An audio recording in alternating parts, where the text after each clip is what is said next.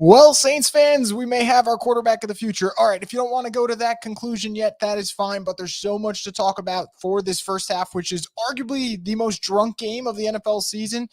Offense, defense, special teams, so much madness, and we'll get to it here on our halftime show powered by 4D. Once again, guys, I'm Chris Roglu of the Straight Up Saints podcast. If you guys enjoy our content, make sure to leave a like. It helps out the channel. And subscribe because later, after this game goes final, and hopefully the Saints end up going final with a W here, we'll have our post-game live stream. So let's get into some thoughts and early observations, and then I'll turn it over to you guys and get your comments in before this second half starts. So let's begin with the most honest conversation we could have. Spencer Rattler looks like an exciting rookie.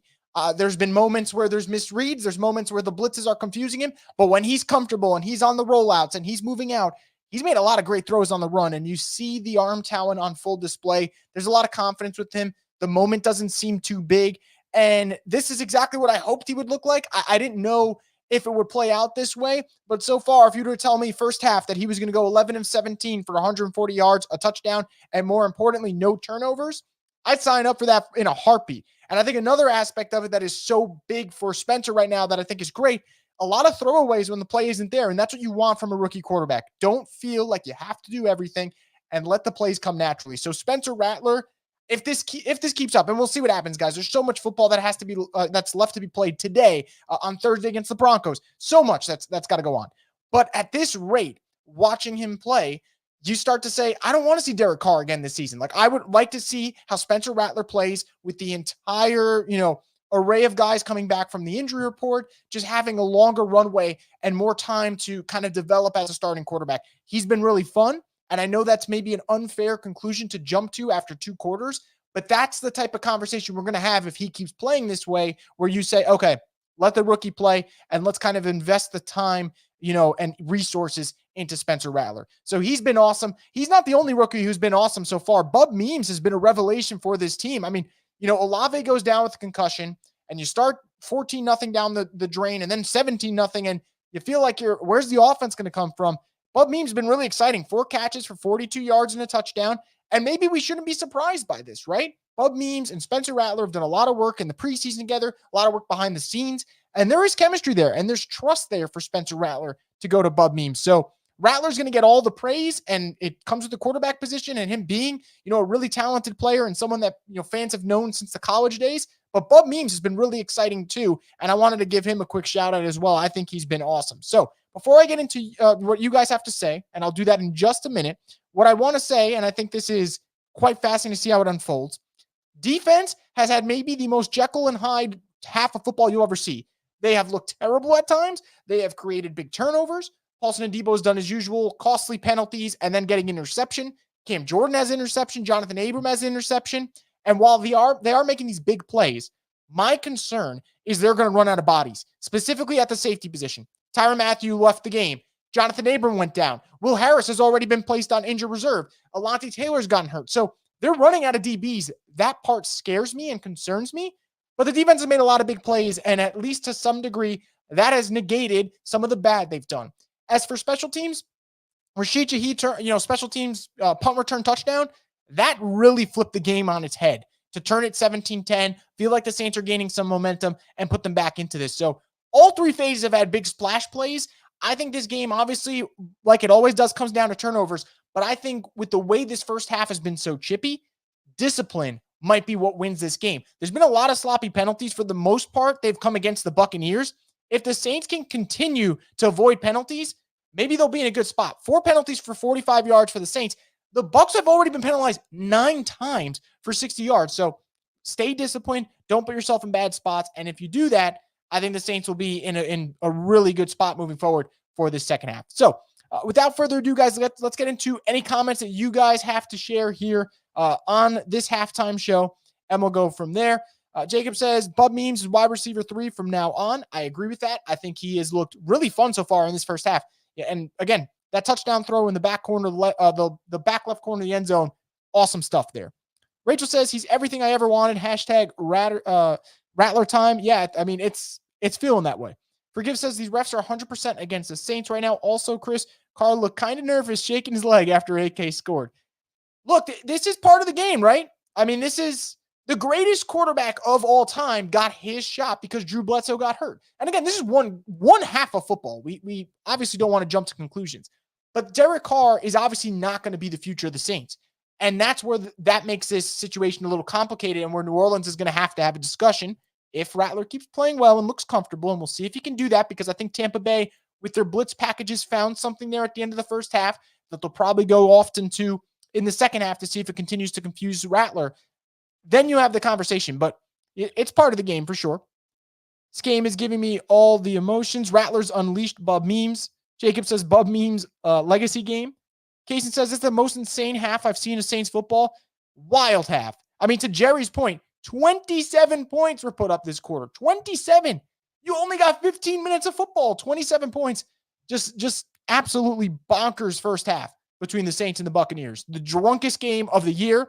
But I'm having a grand time. I'm absolutely loving it. It's going to finish incredibly late. I mean, we are at a rate where this game's probably going to finish at probably 3:30, 4 Central, like at the rate this is going. But what a blast this game has been. Forgive says, Bub Memes, Olave and Shaheed, we may got something. That's the hope. Although I will say, guys, not to put a damper on the mood, Olave getting another concussion is kind of concerning. These are multiple concussions he's already suffered early in his career. He got popped on that one. You're obviously not going to have him for Thursday because it's going to be a short week. So I'm a little, from the human aspect of it, take football out, I'm concerned for his long-term health because of concussions. That's what I'd say. But Bub Memes has been awesome so far in this game. Let's get through some more comments here. Ed says, Baker's giving us the game. We got to take advantage. Totally agree. T-Mama says, well, Hudat Rivas says, first half drunk as fuck. Can someone pick up Carr from the Superdome? I mean, someone might at this point. Trey Gibbs says, I never want to see Carr under center again. Rolly says, bro, I'm tired. The game's wild as hell. It absolutely is.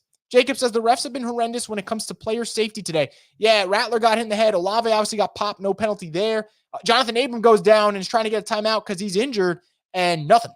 Absolutely nothing there. So really frustrating that we've reached this point, but so be it, I guess. Cooler Beat says, Rattler looks good. Injuries piling up. This game is crazy, and any team can win it right now. Yeah, absolutely. And it's really, I know you say the second half, the first drive of the second half is always important, but this one especially, can the Saints put up points? You can start off with the ball. Can Rattler stay comfortable? Those are things I'm definitely going to look at in this one, and we'll see how he reacts. What are we drinking today? I mean, right now, to keep myself open, we're having our 4D energy drink to kind of stay pumped up with this game. After this, though, maybe a celebratory drink will be needed, if the Saints can continue. Because if they can win a shootout in Spencer Rattler's debut, man, wouldn't that be awesome? Huda Riva says, people want Carr back, can go away. I don't think there's a lot of people that do at this point. I mean, maybe his family members, sure, but outside of that, not a lot. I still don't trust DA to win a close one. Hopefully he shows us different today. I totally get that. I know he's a different type of wide receiver, but Memes is reminding me of Colson. These nice third down conversions, really cleaning it up. I mean, that's high praise, but to your point, that's where he's coming up big, right? The money downs, and that matters a lot in those crunch time situations to come up big on third down. T-Mama says the energy is with Rattler. Rachel says we're finally having fun. Yeah, we haven't had this fun since week 2. And I said this, Rattler has the chance to let us Saints fans kind of feel that emotional high that we haven't felt in like 3-4 weeks. So hopefully this continues, but we'll see what happens. So I'm going to get into more comments from you guys before we start the second half. But before I do that, I just want to get a quick word from one of our sponsors here, Theo's Pizza. Scan the code now and tackle your hunger with Theo's Pizza, your neighborhood pizza with 5 convenient locations. Who dat? Your taste buds are about to find out. Once again, thank you to Theo's for being part of our halftime show here. We're going to get into more comments here. Donald saying, I've seen enough. Carr has never looked this good. I mean, he did the first 2 weeks of the season. He looked really good. But to your point, like, it's a different feeling when it's a rookie quarterback, and the unknown is always greater than the known. But in this particular situation, it feels different. Like, the vibe is definitely different here. Hale Mendoza says, we're throwing up the snakes like it's Stomp the Yard. Trey Gift says, trade Carr tomorrow. See what else we got here. Forgive says the quarterback creating plays on his own is so refreshing to watch. Carr would have been sacked over 5 times in the first half. Yeah, I had on my notes here, looked really comfortable on rollouts, throws the ball on the move well. Love having the extra mobility. I think that's important. And I've always said it, Derek Carr's not a bad athlete. He just doesn't want to run, which is kind of bizarre that he does that and he chooses to be like that. But Rattler is more than willing to if he has to escape pressure. And I think that adds another element and makes the defense have to, defend a second or two longer. And that could be the difference in games. Donald says run game is struggling. We can still move the ball. This has not been the case in a long time. Yeah, usually when the Saints defense gives up 24, you're thinking you're dead in the water here this early in the game. But to your point, what's so crazy is the Saints right now, and as you said, Alvin's got 3 yards of carry, which isn't great. They're not really getting much. But for you being able to kind of manufacture points and move the chains and keep your quarterback comfortable despite not having a ground game to lean on is all the more impressive. Shout out to Clint Kubiak as well, too, because he's clearly come up with a plan that he feels like his team is comfortable with. So that part is definitely great. Vulture Mode says we are picking up blitzes so terribly. Yeah, I mean, that's going to kind of expected with the rookie quarterback, but they got to fix that. If not, Todd Bowles is going to keep going back to that for the rest of the game. So I think that that's going to be a really big problem for New Orleans if they can't figure that out. Fred says, Carr would have gotten injured as soon as we went down 17-0. That seems a little harsh considering the current situation, but I get it. Red Joseph says, I don't know what to expect, but I'm having a great time. Yeah, at first I said I wasn't having fun when the Saints went down 17-0, and it felt like one of those games where it's like, oh, someone's going to get fired for this. Obviously, that's not the case now. Now it's about, can you go out there and win the fucking game after being down 17-0? And I think the Saints absolutely could. They just got to make sure they stay disciplined, keep your rookie quarterback comfortable, and if you can do all of that, they'll be okay. But obviously, it's easier said than done. Derek says this line and running game is dog shit. If we have any kind of run or O-line play, Rattler would be dealing. I still think he is kind of dealing for the most part. We may have a real QB1 battle in New Orleans. I mean, if he continues this, the controversy is going to be brewing. And honestly, controversy for this team might be good. We have not been interesting in a while. This would make the Saints interesting. Trade Day says, do we trade for Adams if we win since Olave might be out? I mean, that's all relative to what the asking price is. And I think that's what it comes down to more than anything. More than record, more than Olave's health. Like, what is the asking price? Do the Saints feel like it is in their ballpark? The answer is no. Then, yeah, I'm not doing it. But if the answer is yeah, go out there and get another weapon because they can definitely use one, regardless of who's under center and regardless of who's healthy. Fred says, time to start worrying about Olave. That is 3 that we now know of. Yeah, I am a little worried about that. That part definitely concerns me. You got to think long-term health for these guys outside of just football, like the human aspect of it. Don says Bub could be a Lance Moore type receiver. I mean, that would be great if he ends up being one of those type receivers for them. They need more role players. They just need more weapons in general.